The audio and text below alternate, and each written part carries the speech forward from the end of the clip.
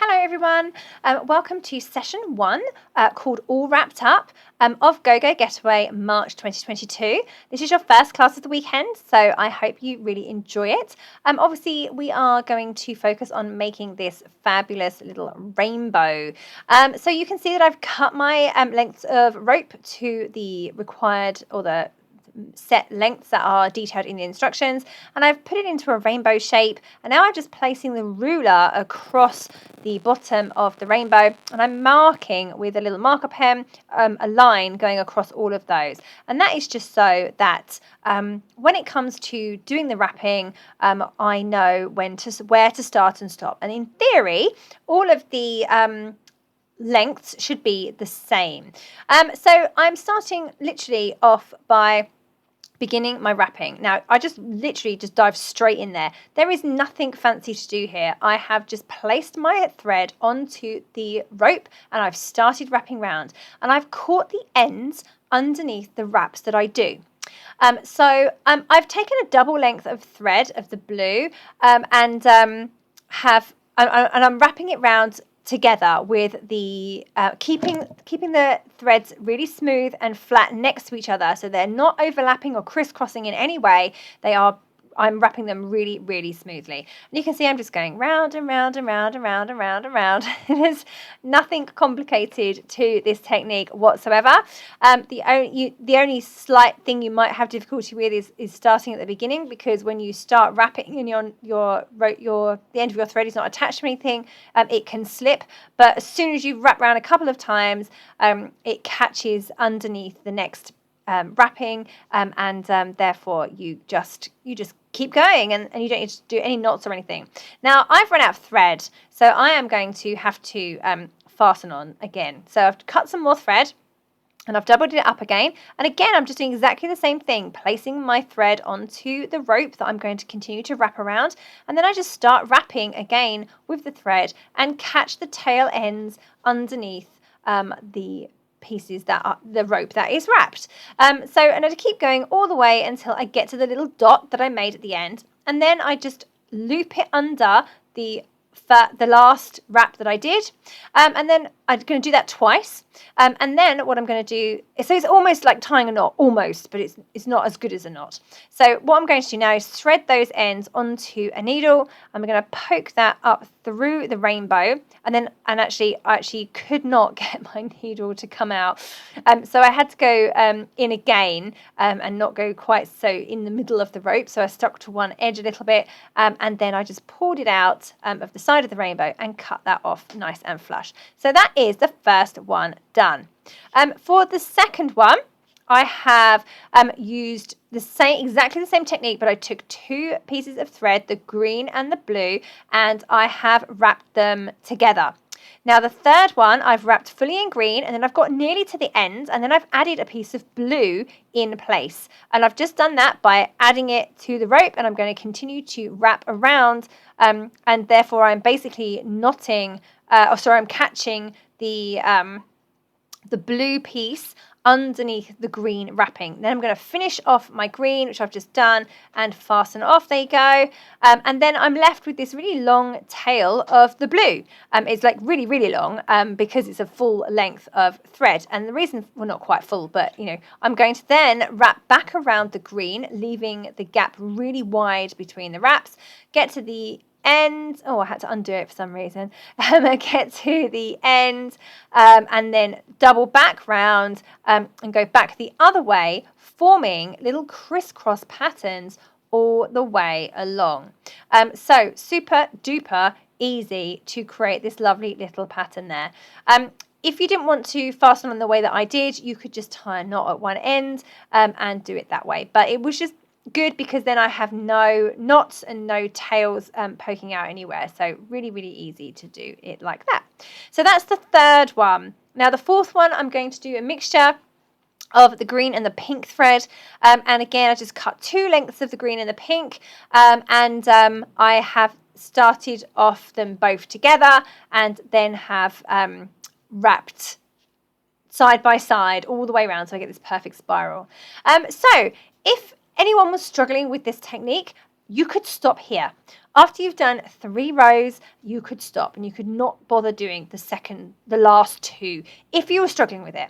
I have carried on and created a 5 arc rainbow, but it would be perfectly acceptable and still look beautiful to have only a 3 arc rainbow. So depending on how you're getting on, you could stop at this point. I'm going to carry on and make the next 2 rows, and I'm going to do this one in a two-tone like I did the second one, and I mentioned earlier. So it's the pink and the green, and I'm just going to wrap until I get to the end. So I start at the dot and I end at the dot, I just make sure when I'm doing these 2-tone ones that I make sure that my threads never overlap at all. They just sit flat next to each other side by side. Once you start wrapping, you'll soon understand how you need to keep the threads smooth and in the same orientation the whole time rather than twisted at all. So you'll soon see how that works, and then you end up with this beautiful spiral effect with the 2-tone look. So really, really lovely. I'm just going to fasten that off like I have done all of the others. And then the final one is just going to be plain pink. I'm going to do that in a moment. Now, each row of the arc took about 9 minutes each. So not a very long time. I was surprised actually at how little amount of time this took. I always used to do hair wrapping on me and my friends when I was young, and then I've done them on my daughter as well and some of her friends since I've had children, and this is exactly the same principle as that. And I used to do all sorts of fun things, the crisscross designs, the spirals, the 2-tone, 3-tone, 4-tone.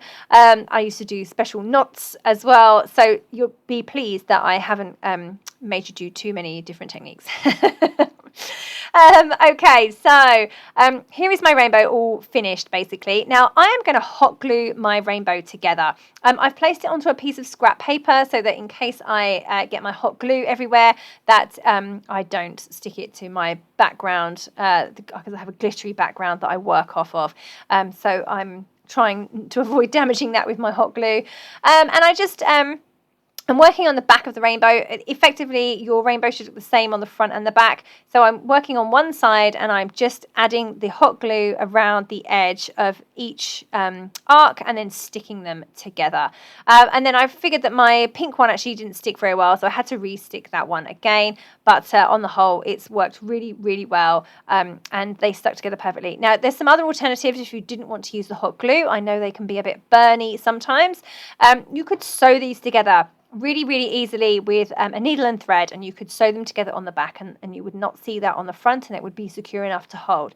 Alternatively, you could stick them to a piece of cardstock or paper, and rather than stick them to each other, you could stick them directly down. I would suggest sticking them directly onto the layout, but unfortunately we need to tuck the photo behind one part, so that could just cause some problems there. So if you do stick directly to the layout, just be careful not to stick the very right hand side of the rainbow.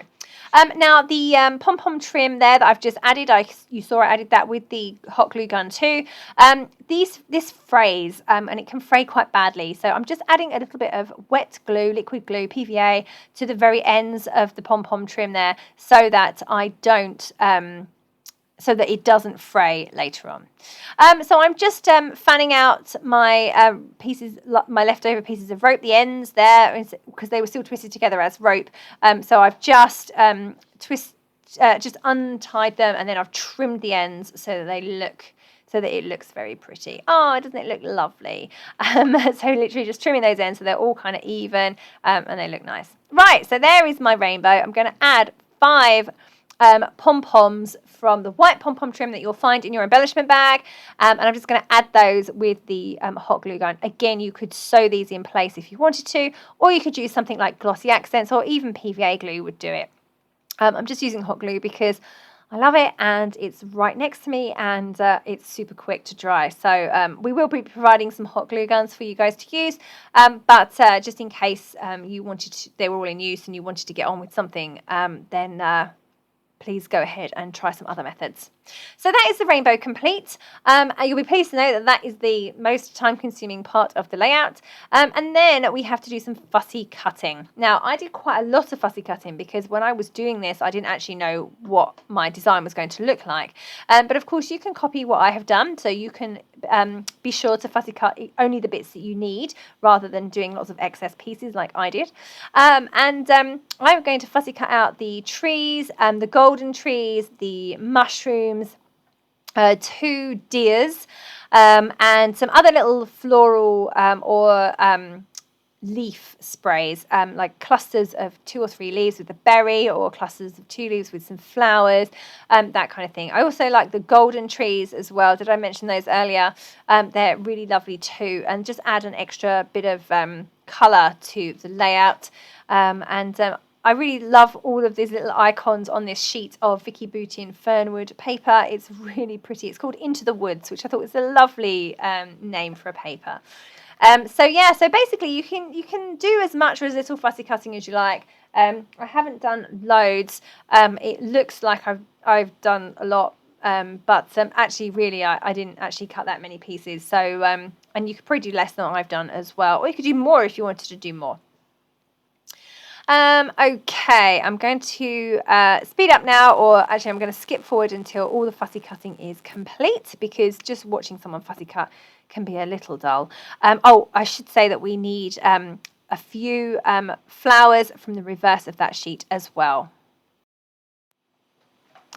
Okay, so I've skipped forward now. I've arranged my elements onto the layout and into a position that I quite like. And then I have drawn around the rainbow, and I tell you guys in the instructions as well to draw around the outline of the trees.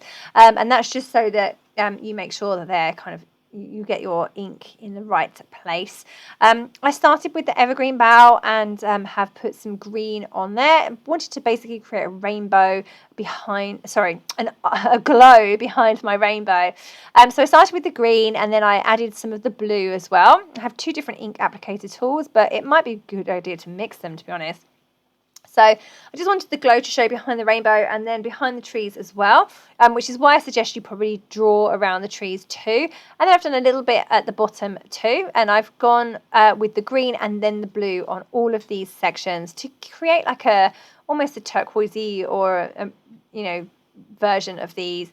The green is too green and the blue is too blue, so mix them together and we get an ideal kind of teal colour. So that's what I've gone for there.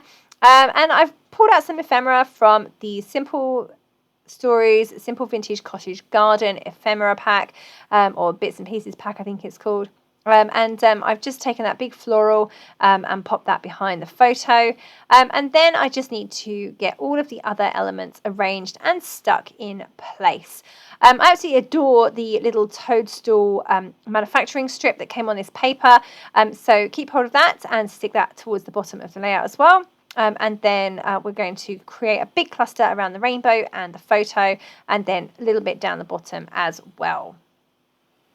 Okay, so I have most of my fussy cut pieces in place. I'm taking some time to get them all stuck down. Some of them I'm raising on foam pads. Some are being stuck flat depending on whereabouts they are. If they're in the foreground, they tend to be raised. If they're behind, then they might get stuck flat. Little cluster at the bottom contains a couple of trees, some mushrooms, and one of the deers, and the manufacturing strip, obviously. And then I'm adding the bramble fox tree and the bramble fox heart down there too.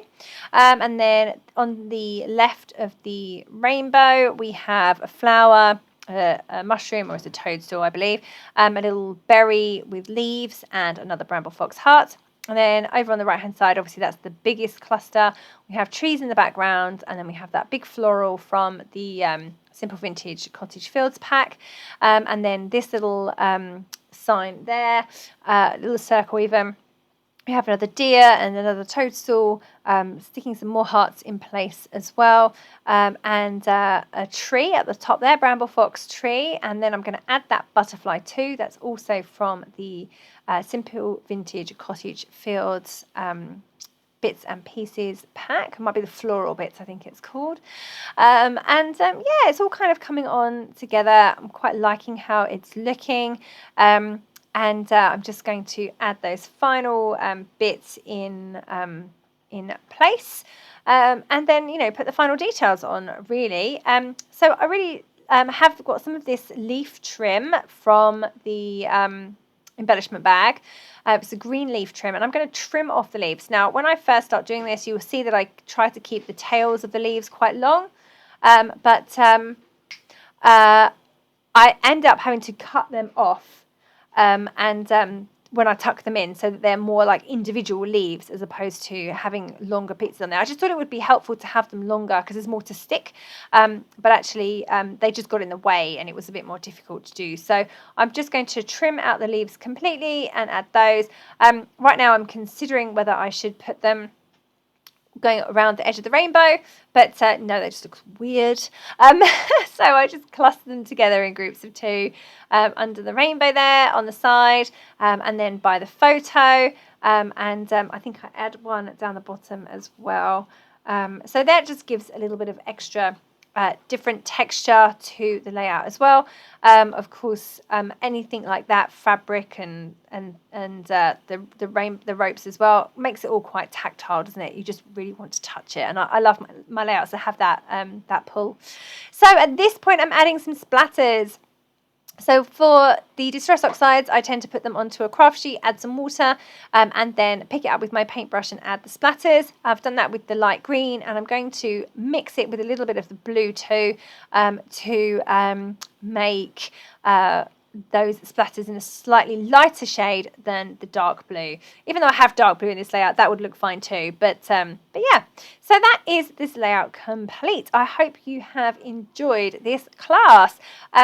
It was a really great class to make, actually. I'm delighted with how it turned out, and that the rainbow is just adorable. I just love it so much. It turned out so much better than I thought it would, so that's always a bonus.